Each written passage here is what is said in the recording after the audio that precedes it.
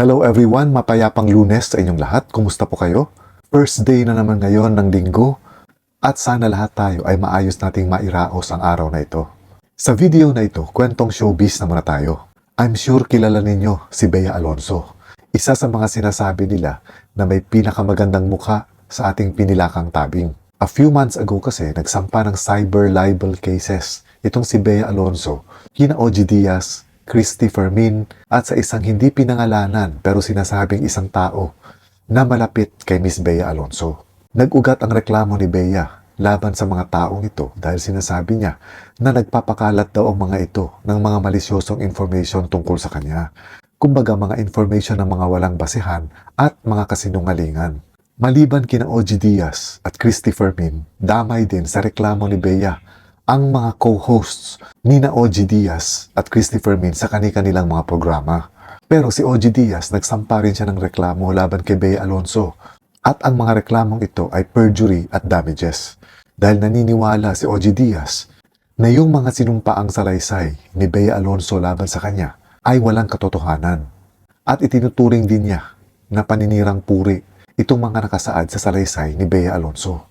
So maliban kay OG Diaz na nagsampa ng reklamo laban kay Bea Alonzo, meron pa isang tao, ang pinakabago lamang na nagsampa ng kaso, na nagsampa ng napakaraming reklamo laban kay Bea Alonzo. Ito ay ang kanyang sinasabing di umano ay driver, na si Efren Torres de los Reyes Jr. Ang ilan sa mga reklamong isinampa ng sinasabing driver na ito laban kay Bea Alonzo ay ang hindi daw pagbibigay ng 13-month pay, ang hindi pagbibigay ng holiday pay, ganon din ang hindi pagbabayad di umano ng overtime pay at meron pang kasama itong maltreatment o pang-aabuso o pagmamaltrato. Tapos kasama rin dito sa reklamo yung illegal dismissal na ayon sa kanya ay hindi makatarungan yung pagtanggal ni Bea sa kanyang trabaho. Plus, yung pagkukulang daw ni Bea sa pagbibigay ng separation pay. So napakarami itong mga reklamo na sinasabing dating driver di umano ni Bea Alonzo. Pero ayon sa abogado ni Bea Alonzo, hindi totoo ang mga reklamong ito at hindi daw naging driver o personal driver ni Bea mismo. Ito nagpapakilalang driver na si Efren. Ayon sa abogado ni Bea, nagtrabaho lamang ito ng halos 3 buwan kina Bea at family driver siya. Kumbaga, hindi siya yung personal driver ni Bea at hindi rin siya yung madalas na nakakasama ni Bea sa mga lakad niya. At sinasabi rin ng abogado ni Bea na itong di umano'y driver ni Bea ay lover din ng isa sa mga respondents sa kaso na isinampa ni Bea. Ibig sabihin, dun sa mga kinasuhan ni Bea na hindi niya pinangalanan, itong nagpapakilalang driver ay kasintahan nung isa sa mga kasama sa sinampang reklamo ni Bea Alonzo. At itong driver din daw na ito ay siyang witness nung isa sa mga respondents sa mga reklamong isinampa ni Bea. So ayon nga sa abogado ni Bea, kaduda-duda ang paglitaw ng mga reklamo nitong driver na ito. Ang nakikita daw nila dito, parang timing naman daw. Nalalabas itong mga reklamo niya laban kay Bea matapos siyang maging witness nung isa sa mga sinampahan ng reklamo ni Bea. Ang pinupunto dito ng abogado ni Bea ay may samwatan para idiin si Bea at para iharas si Bea. So para sa abogado ni Bea, hindi sila apektado dito sa mga reklamo ng taong nagpakilalang driver ni Bea. Ganon din sina Christy Fermin, sabi naman nila, karapatan din daw ni Bea na magsampa ng reklamo kung sa palagay niya ay meron silang mga nasabing malisyosong information tungkol kay Bea. Pero ayon naman kay Christy Fermin, trabaho nila yon bilang tagapagbigay ng mga balita, lalong-lalo na daw na isang public figure itong si Bea Alonzo. At trabaho rin daw nila ang magbigay ng mga komento, hindi lang ng mga positibong komento, kundi kahit ng mga negatibong komento. Dahil nga, mga public figures ang mga ito at dumadaan sila sa scrutiny o pagsusuri ng publiko. Well, kung papakinggan din naman natin yung mga rason ni Christy Fermin, may punto rin naman siya dahil yun talaga yung trabaho nila bilang mga reporters/vloggers. Pero, meron kasi itong mga limitasyon. Ngayon, ang korte ang magde-decide nito kung sa palagay ba nila ay lumampas sa limitasyon at maituturing na nga bang paninirang puri itong mga nasabi nila tungkol kay Bea Alonzo at pasok na ba ito sa sinasabing cyber libel. Kasi ang isa sa mga elemento talaga ng cyber libel kapag ito ay nagdulot or masasabi or mapapatunayan na paninirang puri ang mga impormasyon na ipinakalat. So pag sinabing paninirang puri, kasama dito siyempre yung walang basehan na mga informations at mga impormasyon na walang katotohanan.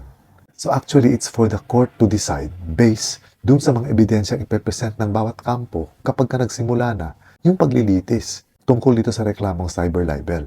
Hindi rin kasi lahat ay sakop ng sinasabing freedom of the press and freedom of expression. Meron man tayong karapatan or kalayaan na magsalita at mag-express ng ating mga opinions, pero tandaan pa rin natin na meron itong mga limitasyon. Wala tayong karapatan na magpakalat ng mga impormasyon na talagang nakakapanirang puri na, lalong-lalo na kung ang mga ito ay walang katotohanan. Dito na papasok yung sinasabing libel at cyber libel. At mukhang malaking danyos ang hinihingi ng kampo ni Bea Alonzo. Parang nasa 500 million pesos ang hinihingi niyang danyos kay OG Diaz. Hindi lang nailagay sa balita kung magkanong hinihingi niyang danyos kay Christy Fermin at dun sa isang tao na sinasabing malapit sa kanya na hindi pinangalanan. So sa palagay ko ngayong sinasabi nila na lover ng driver ay itong isang tao na sinasabing malapit dati kay Bea Alonzo na hindi pinangalanan. So siguro dati niya itong personal assistant na babae at nagkakamabutihan sila nung nagpakilalang driver na nagsampa ng mga reklamo laban kay Bea Alonzo. At ang mga pangyayaring ito ay paalala rin, lalong-lalo na sa aming mga vloggers, na kapag gumagawa tayo ng content, isipin muna natin kung ano yung mga dapat nating sasabihin. Huwag tayo bira ng bira, lalong-lalo na kung hindi tayo sigurado sa mga information na bibitawan natin. Dahil dyan tayo masisira at dyan malalagay sa alanganin ang pagiging vlogger natin.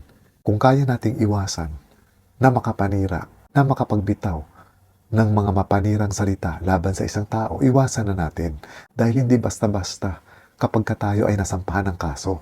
Malaking istorbo ito sa araw-araw na pamumuhay natin. Lalong-lalo na kung yung nagsampa ng kaso ay nasa ibang lugar.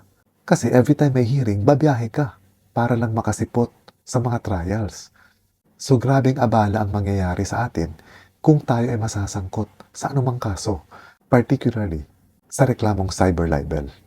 Walang masama magbigay ng opinyon. Basta sigurado lang tayo na yung pinagbabasehan ng opinyon natin ay galing sa katotohanan at galing sa mga legit na sources. Hindi yung galing sa mga hearsays, hindi yung galing sa mga hindi siguradong sources dahil maaari tayong mapahamak. And this is all for now mga kaibigan. Once again, happy Monday sa inyong lahat. Ug moingon ko usab nga daghan kayong salamat sa inyong mga suporta sa Akua. Once again, maraming salamat ulit sa inyong panunood. Ingat po kayo lagi, amping mo kanunay, and God bless.